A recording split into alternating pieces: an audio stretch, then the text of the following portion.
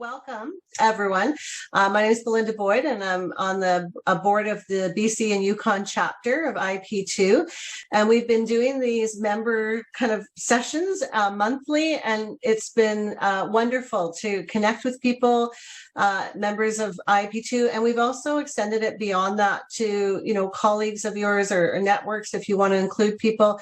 And we've broadened our connections and our relationships by doing that. So we're happy to do that. I would like to acknowledge that I am very grateful to live on the traditional ancestral lands of the Coast Salish people, the Squamish, the Tsleil-Waututh, and the Musqueam nations, of where we are able to live, work, and play, and just grateful every day for that. And I would encourage you to use the chat and tell us where you're calling in from. I know people are coming from all over the province and the Yukon, so please share where you're from and your own traditional acknowledgement. And I also want to thank Drew Snyder, because we do this through IP2 Canada, and he facilitates this and gets us kind of going, and I want to thank him for that. And I'm going to please ask you if you would have a look at the chat. I'm going to put in some information about the upcoming IP2 North American Conference.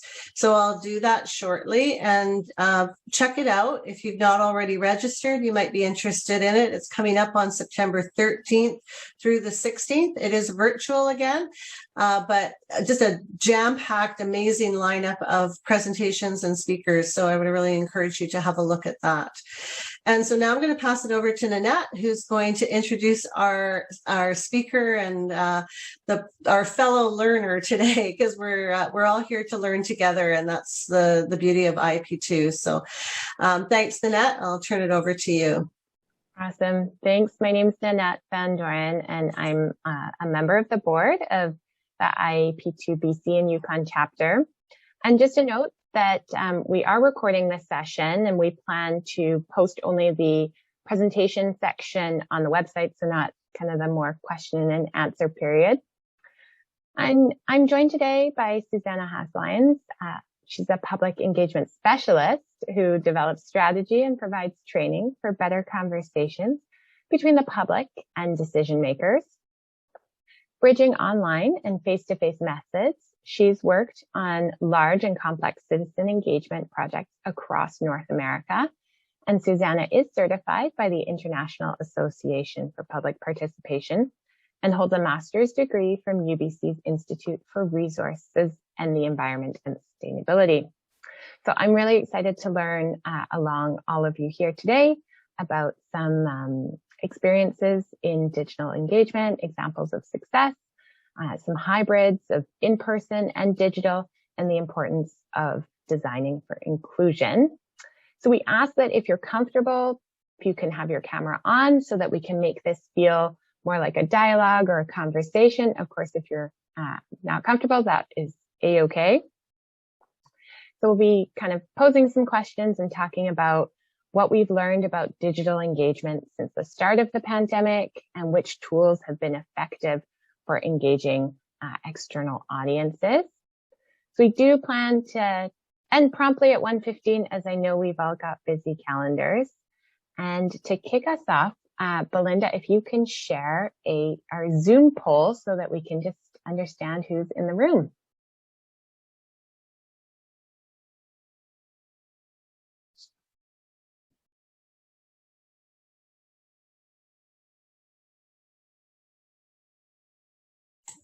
Can everyone see that poll? Excellent. Great.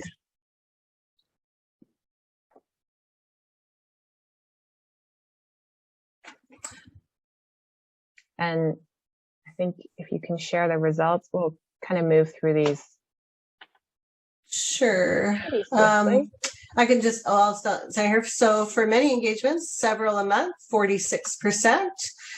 For several engagements, one every month, 23%. And for a few engagement, less than once a month, 31%. We get some pretty actively digitally engaged people.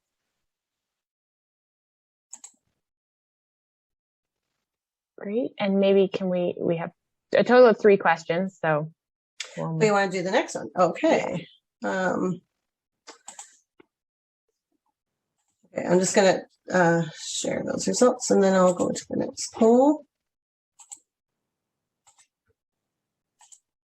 I actually shared them while you were going through them, Belinda, so you could probably move on to the next one. Okay, let's go to the next one.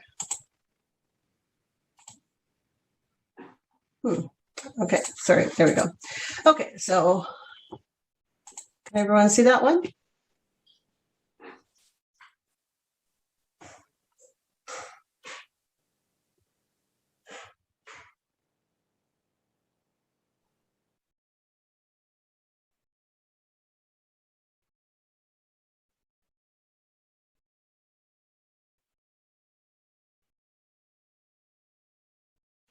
Great, and we can probably share the results if you can click that and go to our third question. Okay, can everyone see the results? Looks like we've all done a fair amount of digital engaging over the past year, probably. Okay. And the next one.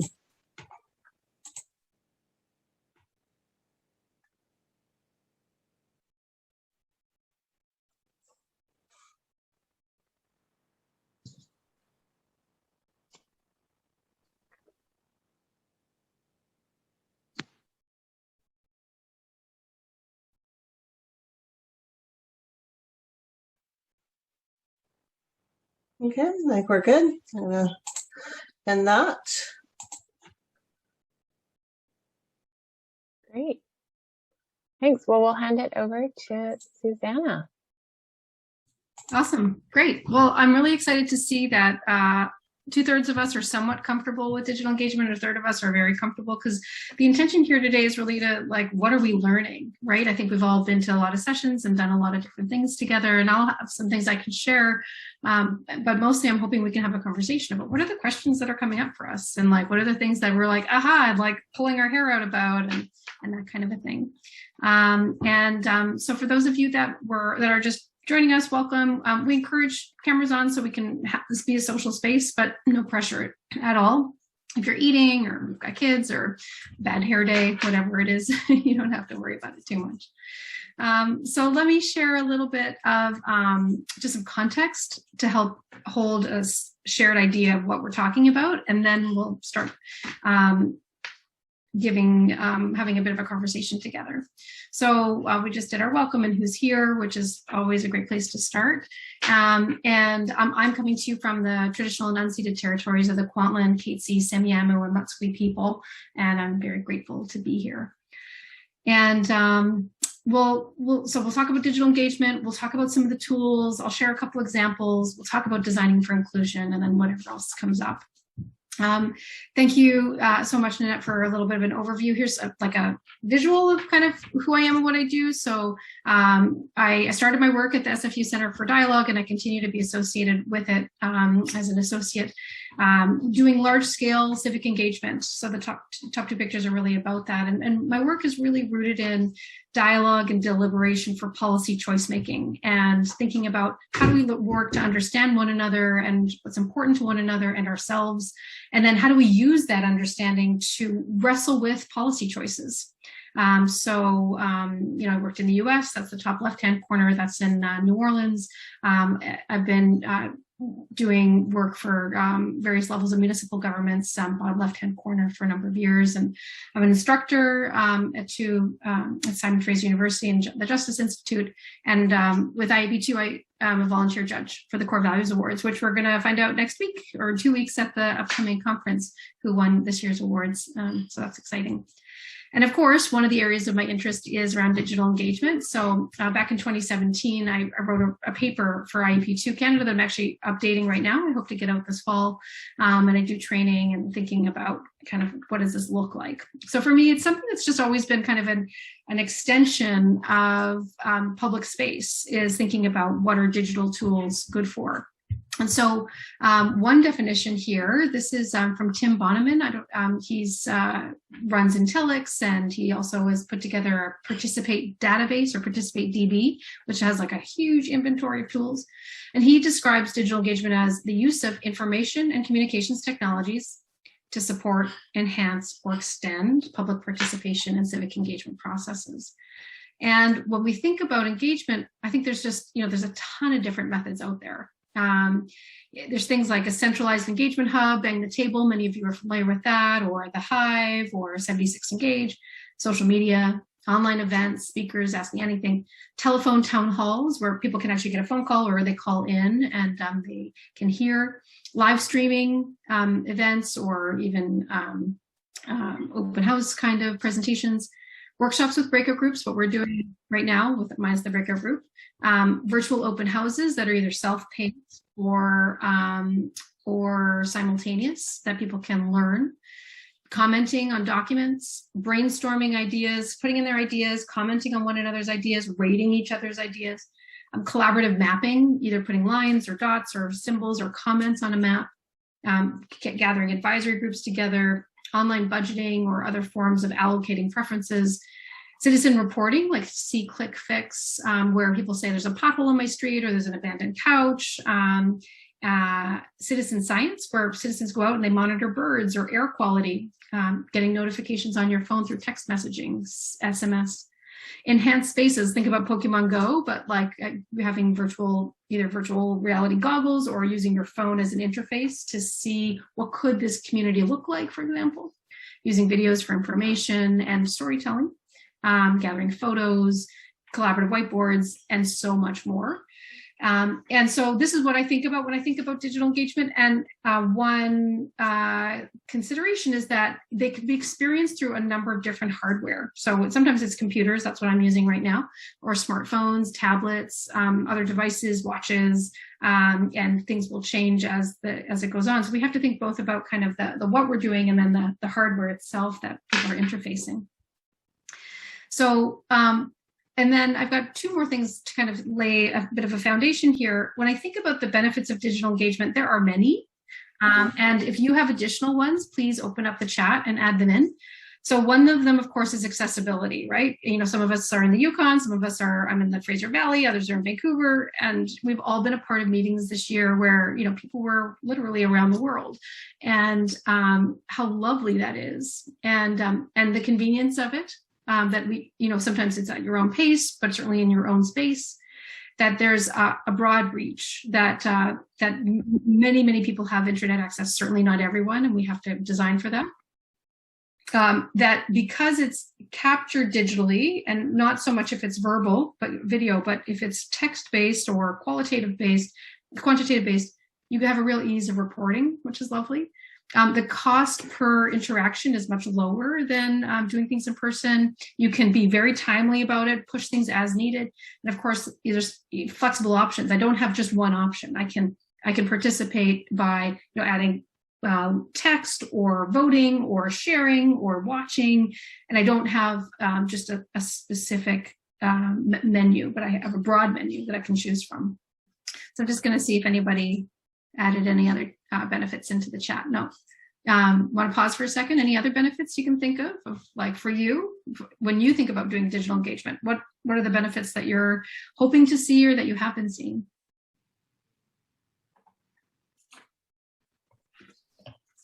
Maybe I can quickly share. I find it's more iterative. We can try something and then try something again. And it's not like we've had a whole event and then we'd have to run another event. Lovely. What else? And feel free to jump in verbally or in the text. Thanks, Andrea. Andrea says higher participation. Yeah. And Carrie talks about getting people from multiple geographic areas so you can understand diversity of experiences across geography, which is really important when we're thinking about provincial or even regional issues.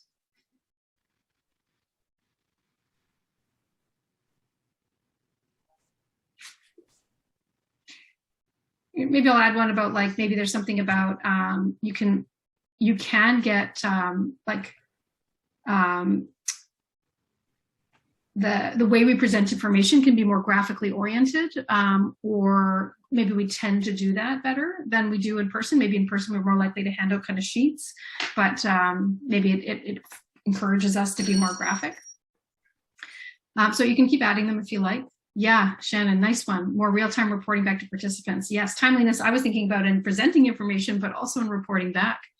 And yeah, people may be less shy to comment, right? Because they don't have to, they can use text, they can use respond to a poll. Was somebody going to jump in verbally there? Okay. So then, of course, the other side is around challenges.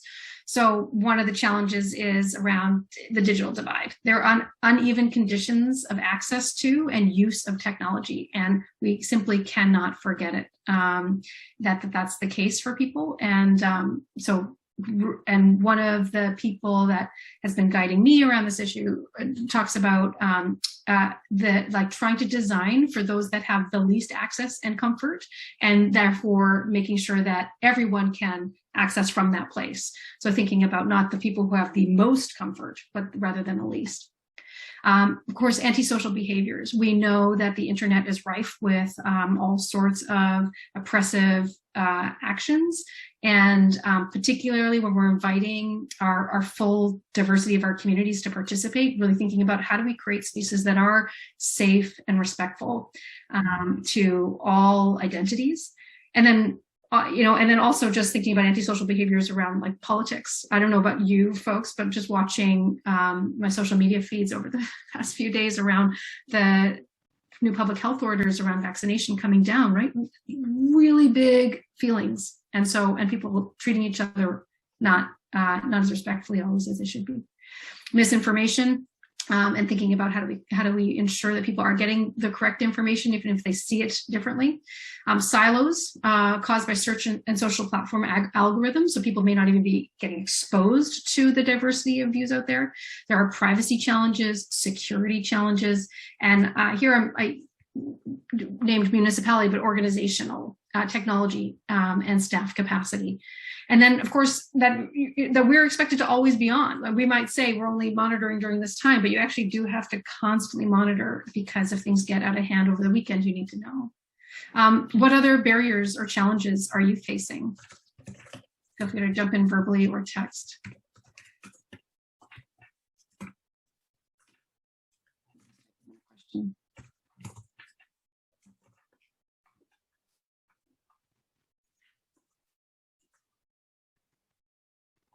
Mm-hmm. Yeah. Yeah. Oh, nice one. Yeah.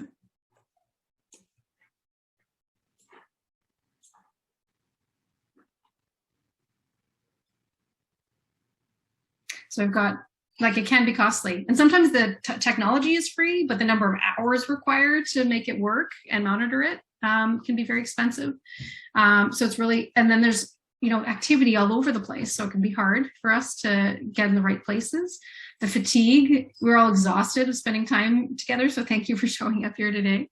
That it's the antisocial behaviors. Maggie, have you had an experience of this? Would you be willing to unmute and tell us a bit about that antisocial behaviors in large groups? Sure, I'd be glad to.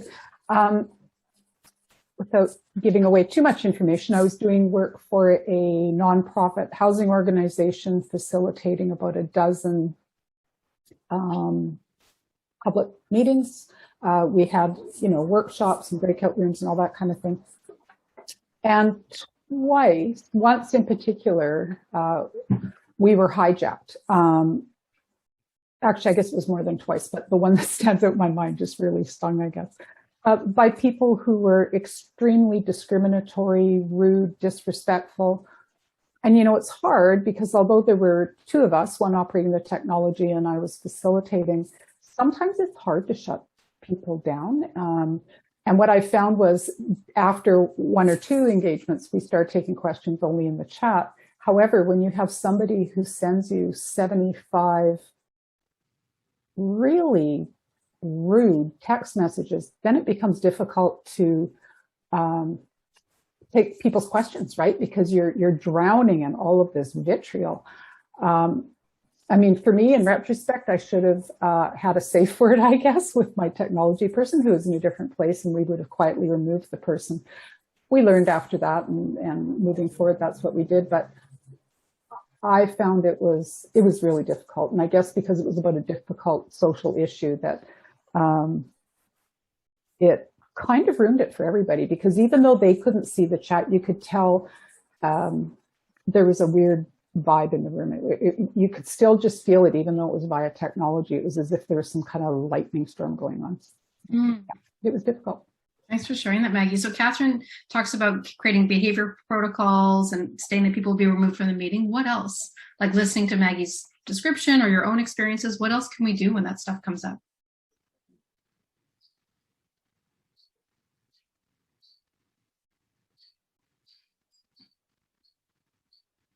I see someone has put in the chat, Belinda, something about... Andrea, can you speak up? You're very quiet. Oh, can you hear me? Barely. Oh, okay. I'll put it in the chat. That's better, Andrea. Yeah, Okay. that's better. I was just saying, someone commented in the chat, I think it was Catherine, about behavior protocols. Mm-hmm. I feel like as facilitators or as the person leading the meeting, we should probably go back to that and use that as as a way to justify why we might need to remove someone, and we shouldn't be afraid or feel bad about doing that. Mm-hmm. Yeah. Yeah, thanks for that. And I think that's, and that it's really helpful to kind of set it out up front and stuff like that. But it can be, I think we're all wanting to be as inclusive as we can, right? And so you don't really want to lay down the law and push someone out. But Maggie, it sounds like now that you've been through it, you would just cut them off. You wouldn't have them stick around anymore. Yeah. Well, and some of the strategies you would use in-person engagement can also be used where, you might take that person aside in an in-person engagement. So why not take them aside or put them in a digital room and, have maybe if you have other people or facilitators to be able to have a conversation with them, but really to carve them off because it's detrimental to your process for sure. Yeah. And Elodie just put into the chat the idea of prioritizing the safety of the participants as a whole, rather than the comfort over misbehaving folks. That requires that strength of like knowing who we're serving at what times. So this is actually a great way to dive into what we're learning. And I want to just take a minute to build on this conversation and to respond in chat, and then we can add verbally about for you. Whether it's been as a participant or a convener, what's the most important thing you've learned about digital engagement since the start of the pandemic? This is a minute for you to reflect. Think about for yourself. What have you been learning?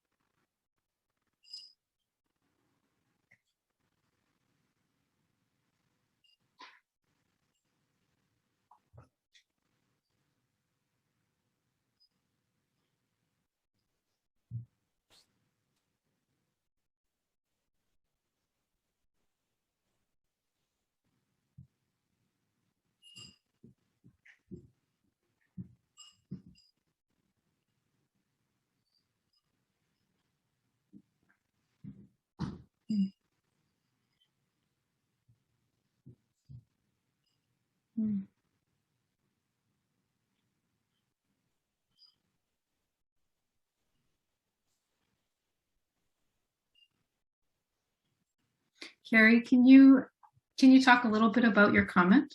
How is that unfolding in your work?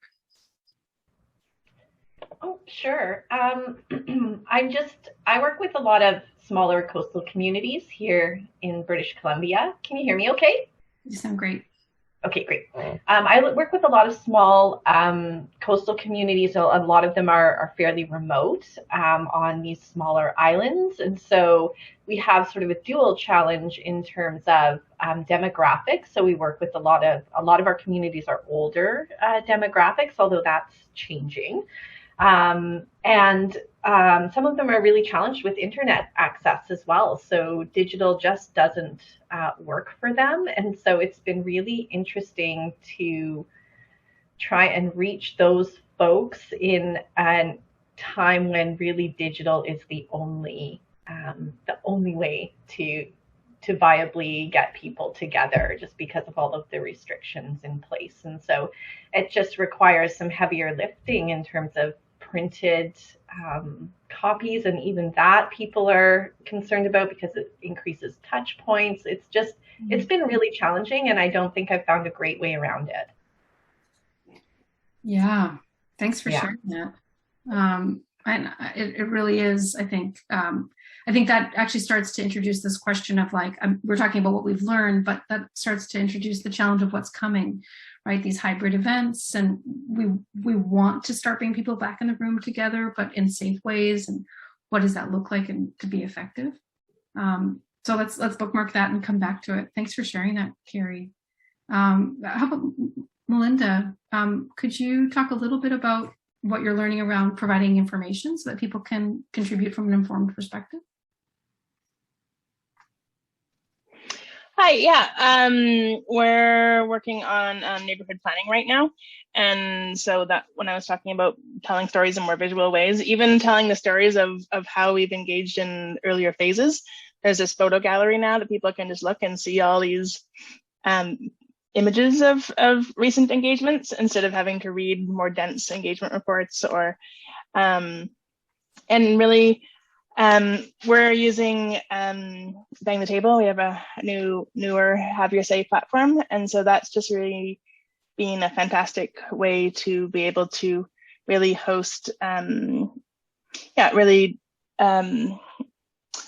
dynamic online engagement. So we're producing our videos for most projects. We're trying to produce multiple layers of like an introductory information and then deeper dive information. So acknowledging that not everybody in the community has 2 hours to really become an expert on neighborhood planning, but that lots of people are interested in the future of housing or green spaces, for example, in their community. So really trying to design surveys as well around that if you just have 5 minutes that you can pop in and provide meaningful feedback, but that there's also a deeper dive option.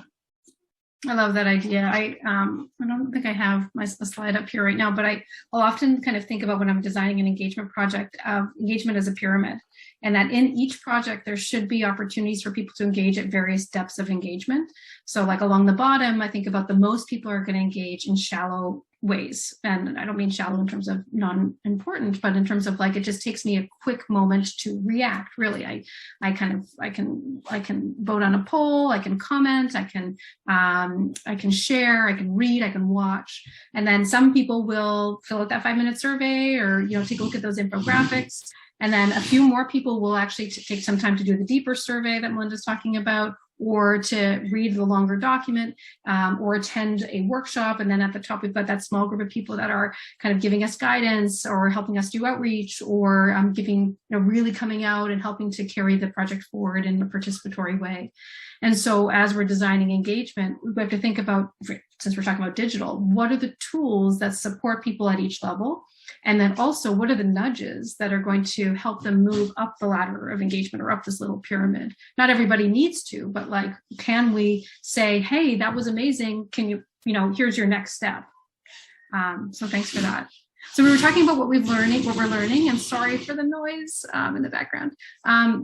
But other things that came through here is around the more planning, careful framing, appropriate staffing, thinking about sharing expectations and planned outcomes at the start of a session. So really communicating like as clearly as we can what people should expect about the session, and if they're signing up to participate in something synchronously, to do that in our promotions. reminding ourselves that not all technology is appropriate for all groups. And so to not overuse technology, and because as the comment said, is that it can really sideline and eat up time when people are challenged with the use of digital tools. It's not a panacea. It needs to be done purposely and managed well. The value of a team or co-facilitation approach. And this is great. Catherine, can you talk a little bit about your experience with the Homeless Hub outreach workers? Yeah, I was doing some work out in the Fraser Valley, and because of the pandemic, we had to move everything to online. And the concern was, in this community, there is a very high level of digital divide in some neighborhoods, at least half of them, either because they're seniors or because they're marginalized, or they have insecure housing.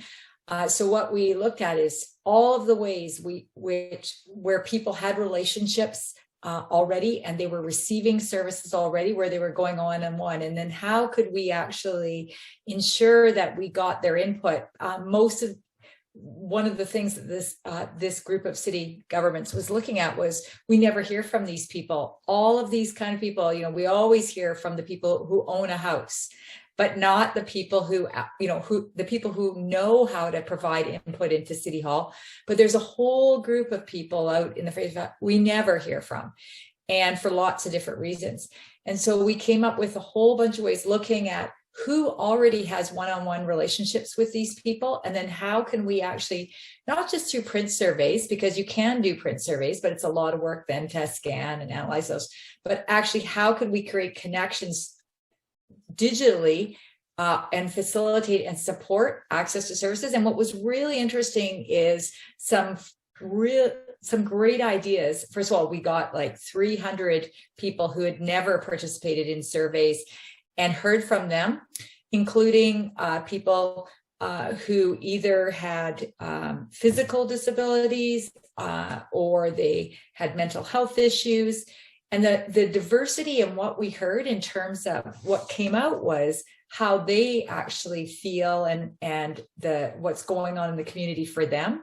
But also it provided some really interesting insights to look about how to fund some of the supportive services for social safety in the community. So it was really amazing. And the other thing I would say is, we actually created some pop-ups, and everybody does pop-ups, but we did them slightly different in that we created it like a board game so that people were spaced apart, and you actually moved from spot to spot. Like we made it really fun, and we gave people things that they could take. So we had bookmarks that included locations of different services and things where they could get information and support services, but also how they could access services. For example, if they went to the library, and and when they got to the library, there was ways in which they could use the communities, like the library's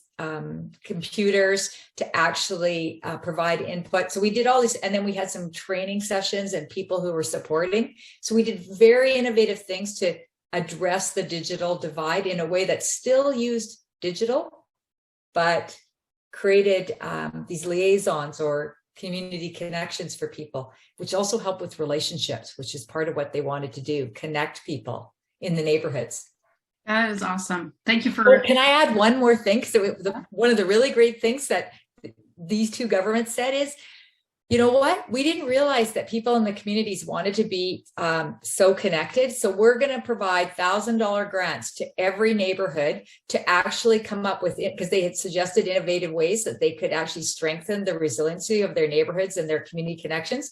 And so they put together $20,000 so that it could be, so that these, and the money is being spent by the neighborhoods to do it. And that was a direct outcome too. So it was really, it was quite rewarding.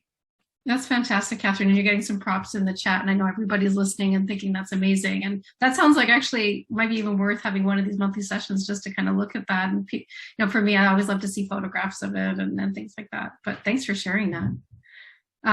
So I know so what, Catherine just highlighted, and in our conversation, we're highlighting all sorts of important principles about doing engagement, about working with people who have existing relationships, going to where people are, thinking creatively about lowering barriers, making it fun, because people could have a lot of other things they could be doing, thinking about how do we sustain that, and so on. So thank you, Catherine, for that, and everyone. And I know that when we talk about digital, people are always interested in tools, and so we're gonna switch a little bit to looking at tools themselves. And speaking of tools, so I'm going to introduce a tool that we haven't yet used, but you may have been introduced to at various points, which is the Mentimeter tool. And so I just put a link into the chat, but if you have upgraded your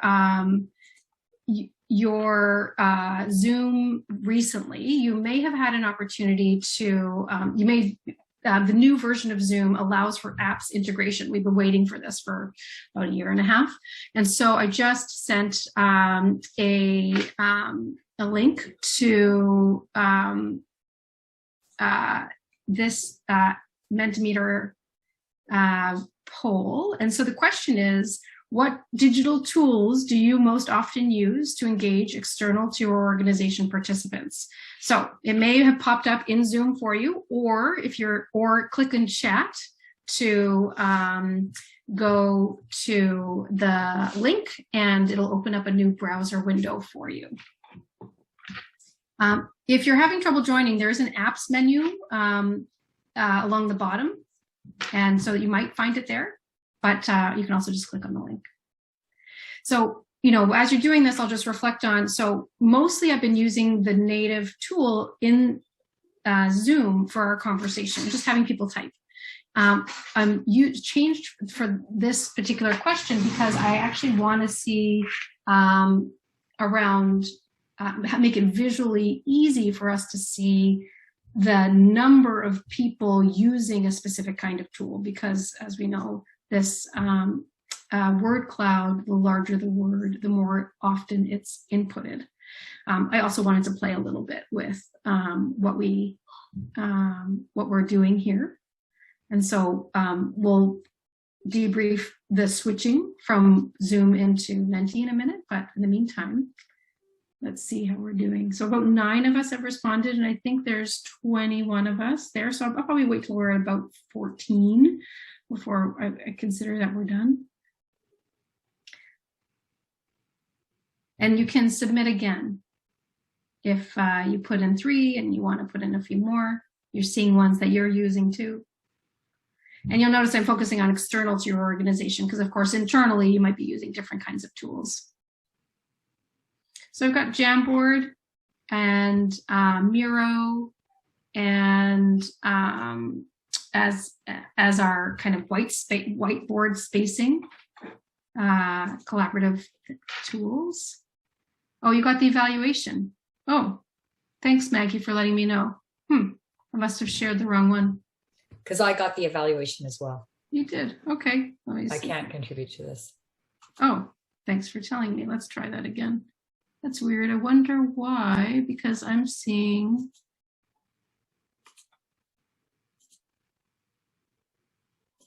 the digital tools. Try it one more time. Any better?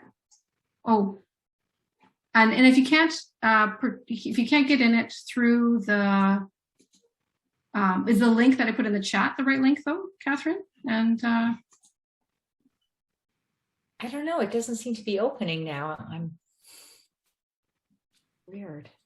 The link was good. It went to the question you're asking. Okay, great. Yeah, and you see, for me, it didn't do that. The link in the chat that I pasted. I love that, Maggie, that you're logging in as Brianne at Tarth. Love it. Bringing back Game of Thrones there. It's working now. Oh, good. Great. So some of us are using collaborative whiteboarding. A lot of us are using Bang the Table as a centralized both information and engagement tool. We're doing surveys like SurveyMonkey, and also doing polls when we get into Zoom, and Slido. which is, as we're talking about what do we do when we're in large groups and people are just like flooding the chat with their comments and questions. Sometimes it's helpful. If I'm going to have a contentious public meeting, I'll encourage people to use a tool like Slido to ask and answer questions, so I can moderate them, and that makes it easy also for the subject matter experts team to manage the questions, and then they can type responses and things like that. So it can be helpful to have that. And then we're also using social media like Facebook, which is great. People are using videos and then also other tools like Civil Space. And actually, so I'll just, I'm going to stop the share here. And we haven't talked about Civil Space yet. And so who's using Civil Space? And can you just tell us a little bit about what you're doing with it and what your thoughts are about it? Hi, can everyone hear me? Yeah, Andrea. Civil Space is kind of the tool that the Port Authority uses for engagement. I guess it's kind of similar to Bang the Table. I believe we used to have Bang the Table before, but essentially we use it as a central hub for engagement. So it contains the information about the project. It shows you a visual timeline of where we're at with the project, what phase of engagement we're in. And from there, we just link to the various ways for input. So whether it's an online questionnaire, or we upload the video to a webinar, we link to the registration page for a webinar and stuff like that. And of course, you can upload documents. So it's kind of like a website, or that's how we use it anyway. Yeah. And in the back end, it will generate a report if you build in a questionnaire. I think that's one of the main functionalities it has is that online questionnaire piece. Thank you. Yeah, and Civil Space, as far as I understand, it has all those things that you talked about. Plus, it does have some additional tools for more dialogue-based or discussion-based kinds of engagement and interaction. So where it's useful to have people having a conversation in an open forum, it has those options as well. So let's talk about tools. So we just shared some of the tools that you all are using to engage people external to your organization. And I've started to kind of think about organizing tools according to a variety of ways. And one way is the IAP2 spectrum. So if we, go from inform to empower, there are tools like informing, our newsletter, email, video, website, social media, live stream meetings. Consulting might be social media discussion, polls, blog, workbook, survey. Involving ideation, that's kind of brainstorming, but also that includes commenting and ranking or rating ideas. Bye, Sam. Thanks for joining us. Serious games. So some interesting examples of allocating resources or working with land or transportation choices and things like that in a more of a game environment. And then you can actually go deeper on social media too.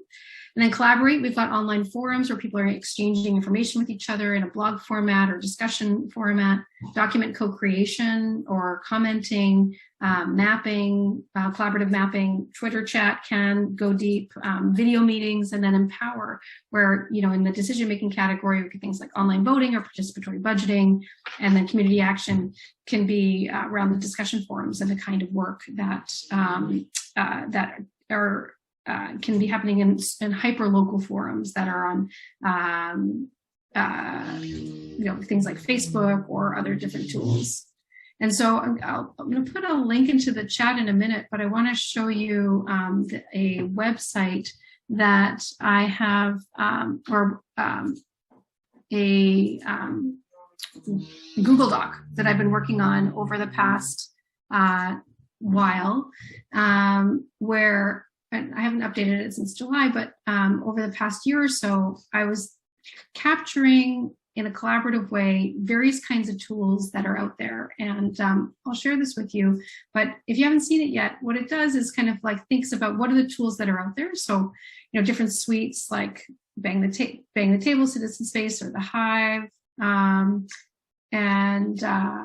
actually, we were just talking about civil space. That should be under there. Oh, there it is. Yeah. And then workshop facilitation suites. And then tools. Can we make this a bit bigger, Susanna? Unfortunately, I'm partially blind here and I can barely see it. Is there a way to make it a bit bigger? There we go. Oh, yeah. Thank you. Thanks for the reminder to do that. And then tools to collaboratively identify, explore, and prioritize ideas. So things that for dialogue and deliberation or ideation, mapping, interactive budgeting, serious games, document commenting, social media. So different kinds of like the doing, the listening, and then knowledge sharing, citizen action and reporting, hyperlocal groups, citizen science, volunteer organizing, surveys and polls. Here are some of the ones that are out there. Live events, so streaming, video meetings. This is an interesting one. I'll send you the link, but this was an interesting one. I hadn't seen anybody else do this, where they had, this was for a local council election. They asked the different candidates to answer, the set series of questions, and then you could go to the website and watch each of these pre-recorded testimonies or responses to the various questions. And so I thought there's a really interesting concept there about on-demand presentations, getting answers from different perspectives. And then, of course, large-scale phone meetings as well. Event platforms, training, asynchronous activities, a scavenger hunt with Goose Chase, where people are going around and engaging, what different advocacy, which most of us, I think, aren't doing, but petitions and advocacy platforms. And then logistics and team collaboration, event RSVPs, team coordination, brainstorming, collaborative documents, calendaring, transparency in the legislative process.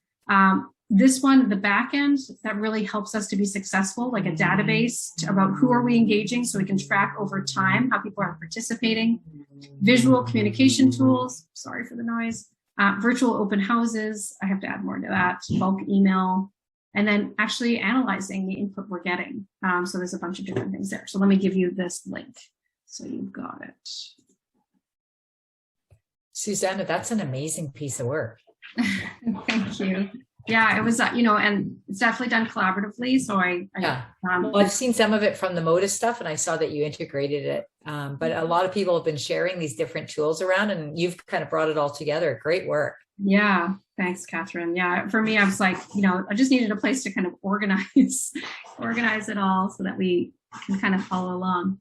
So let's see, we've got about 15 minutes together. I could either show you a couple different example projects, or we could talk about designing for inclusion. And so if, why don't I see if I can put together a quick, no, you can't. So how about so if you type number 1 for examples and type number 2 for inclusionary design, you could put a number into the chat. We'll see where we want to go for the last little bit. I probably should have done a waterfall. I probably should have had everybody type in their number and wait to press enter so that there wouldn't be an influence. But it seems like we're pretty strongly agreed that it'd be nice to just talk about inclusion. So, and thanks, I agree about that. So my question is actually, to start us, is a question for you, which is, what are the important questions we should be asking when we think about designing inclusive and equity advancing digital P2? So what questions are you asking? Have you heard other people ask? Do you want to be asking?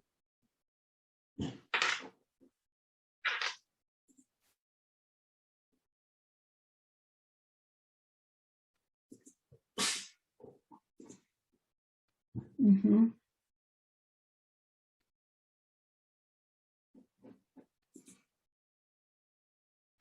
Mm-hmm.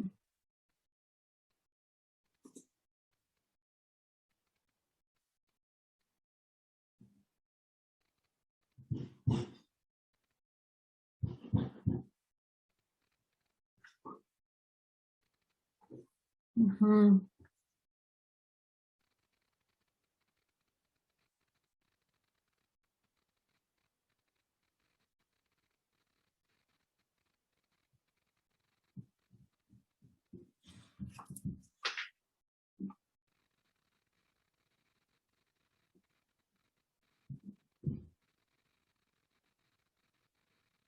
So some of our questions are about who.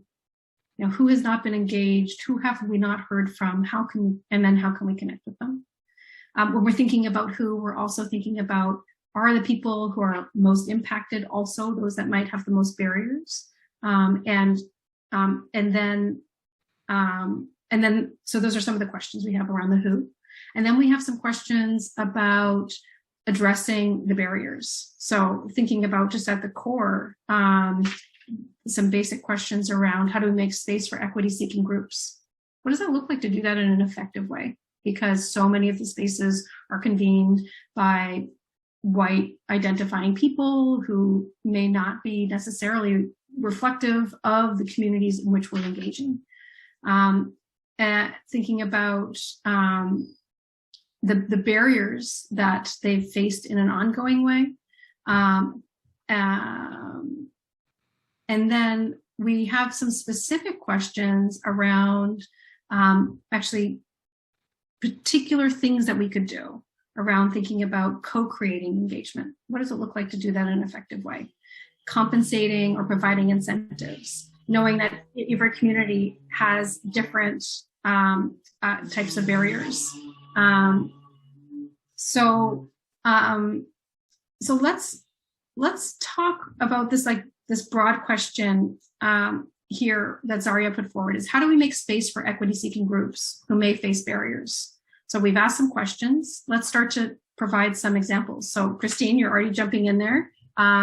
Christine, do you want to unmute and talk a little bit about what you've found to be effective? And we're talking digital engagement as much as we can. Oh, okay. Sorry to hear that. Okay, so just Christine is unfortunately unable to unmute in this room, but what she talked about was transit passes, meals and honoraria. So transit passes and meals, much easier to do when you're doing it in person. And sometimes we do in-person things that bridge to online, like Catherine was talking about, bringing iPads to people, holding workshops that then feed into the online spaces.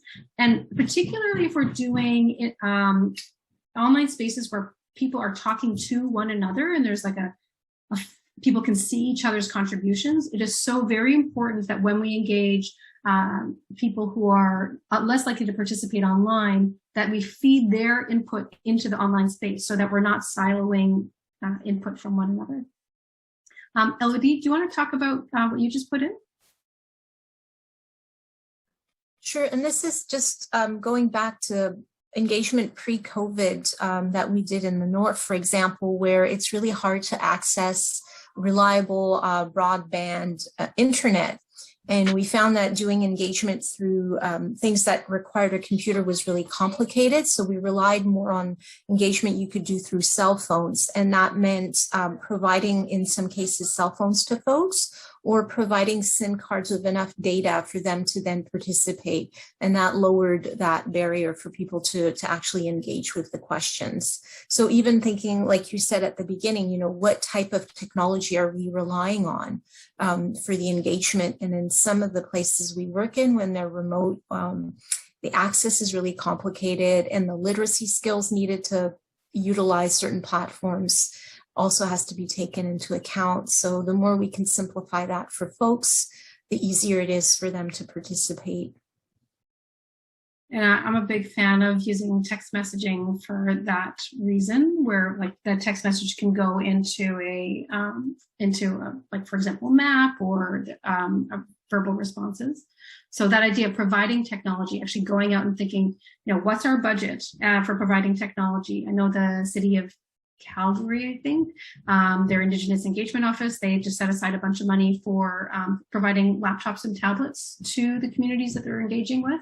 Also providing workstations in their offices, which is, you know, only accessible to some people, but that's something also to think about. Let's see, let's talk about the idea around compensation and incentives. Christine, what's the question? You want to add any? Oh, you're you're not able to add verbally. Let's talk about, has anybody used compensation or incentives for digital? I just shared something in here that I just did in the last literally month in Maple Ridge. because the businesses in Maple Ridge are really badly impacted, the local business, because of COVID, we partnered with the BIA, and then we got gift cards, and we gave out hundreds of these gift cards that drove business to the local businesses, and they were so happy. And they were promoting the survey, and they were sending people to learn about the engagement. And I put an example so you can see what the gift card looks like. It shows up on your smartphone. I put it in there so people could see it.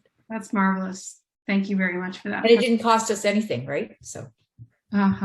Because the BIA donated it. Yeah, well, because all the businesses, right? The BIA organized the whole thing and said, well, our people, our businesses, our small business are really suffering. And we would like to, we often do draws and we try and get people in and stuff like that. So they organized the whole thing, got it all together.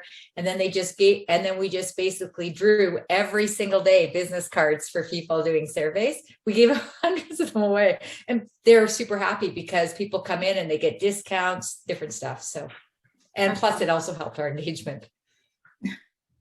That's great. And I'm actually also just thinking about the Healthsook climate solutions project that I'll just share this example. This is Othello was working with the nation at Bella Bella, and they're talking about climate solutions, and they had whole different kinds of are you seeing the Bella Bella? Yeah, okay, great. And so they had a variety of 12 different solutions that they were asking for people's feedback on. And then since we're talking about incentives here, that you could win a fridge freezer that's worth $500 if you do the survey, plus a grand prize. And so they really kind of thought about what's going to get people to spend the time to do this. And I think that they had something like 250 respondents. So, which is great. And so, and just in some here, I'll show you, here's electrification of marine vessels using strong visuals. What's the project idea? A description of the work. We talked about the importance of video, so giving some background around it. And then here, each idea in the survey has additional community benefits. So each one of them is described around the additional community benefits to give information, and people could read it more about it if they wanted. And then here, you click to vote in terms of what % of marine vehicles you think we should electrify, a chance for comments. So there's, people talking about what their ideas are. And then, so they go through all of those. And then at the end, you can weigh how important each of these issues are. So, I might have said, given some information about marine electrification and marine vehicles, but actually I feel like it's unimportant, whereas retrofitting community homes, super important. And that's one of the neat things about Othello is that it allows, it weights the inputs. So it's not just all straight across the board.